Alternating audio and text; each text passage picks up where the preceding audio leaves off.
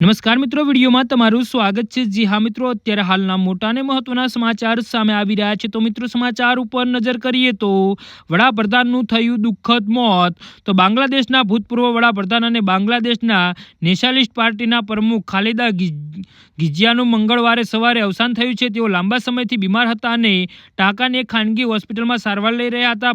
Party દ્વારા જારી કરાયેલા એક સત્તાવાર નિવેદન અનુસાર તેમનું સવારે લગભગ 6 વાગે અવસાન થયું હતું। તો ખાલિદા જિયા બાંગ્લાદેશના સૌથી પ્રભાવશાળી રાજકીય વ્યક્તિઓમાં એક હતા અને તેમના મૃત્યુને દેશના રાજકારણ એક યુગના અંત તરીકે જોવામાં આવી રહ્યું છે। તેઓ 80 વર્ષના હતા। બાંગ્લાદેશના નેશનલિસ્ટ પાર્ટીએ અહેવાલ આપ્યો છે કે ખાલિદા ગિઝિયાએ મંગળવારે સવારે અંતિમ શ્વાસ લીધા હતા। પાર્ટી અનુસાર સવારની નમાઝ પછી તેમનું અવસાન થયું હતું। લાંબી સારવાર છતાં તેમની સ્થિતિમાં કોઈ સુધારો ન થયો હતો। તેમના મૃત્યુના સમાચારથી પાર્ટીના નેતાઓ અને સમર્થકોમાં શોકની લાગણી ફેલાઈ ગઈ હતી અને દેશભરમાં શોકના સંદેશાઓ વરસાદ થયો હતો।